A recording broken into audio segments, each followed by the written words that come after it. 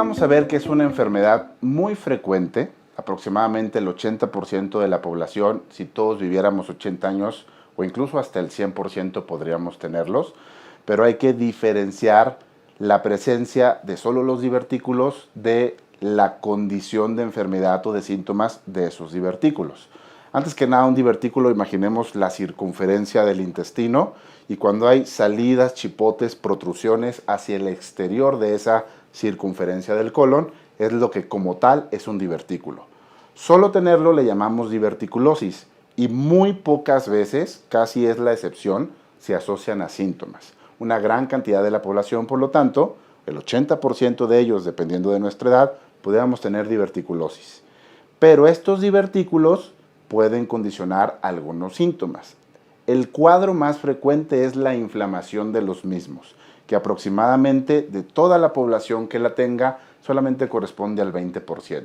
El cuadro clínico clásico es un dolor intenso en la parte baja del abdomen, del lado izquierdo, asociado a malestar general, algo de fiebre, algo de estreñimiento, de diarrea, y que muchas veces para su correcto diagnóstico ameritamos una exploración física, estudios de laboratorio para buscar datos de inflamación en todo nuestro cuerpo, e incluso algún estudio de imagen, siendo frecuentemente utilizada una tomografía.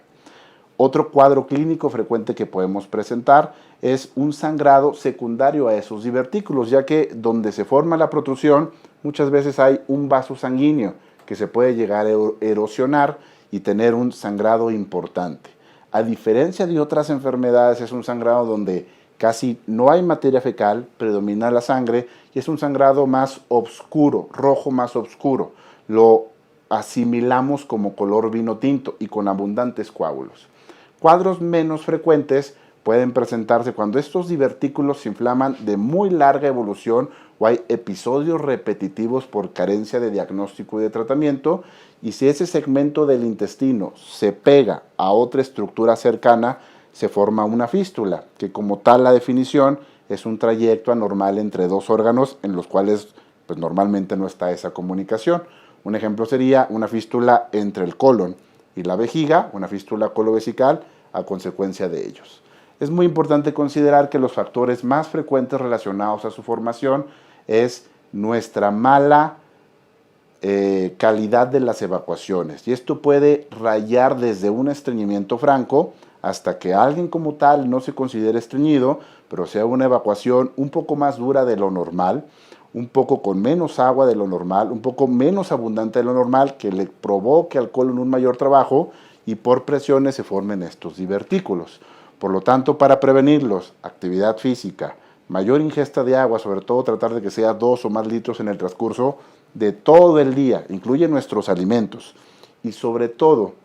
mayor ingesta de fibra es la medida fundamental para prevenirlos. La gran mayoría de nuestros episodios que se asocian a enfermedad, ya no diverticulosis, sino diverticulitis o sangrado, van a responder a un tratamiento conservador. Por eso es muy importante que la evaluación se lleve a cabo por algún especialista con mucho conocimiento de la enfermedad, que puede ser un cirujano colorectal, coloproctólogo o un gastroenterólogo clínico. La gran mayoría de estos episodios, 95% de las veces, no ameritan una cirugía, pero el poder encasillar de manera adecuada en cada uno de los escenarios a nuestros pacientes es lo que le podemos ofrecer como expertos en el tema.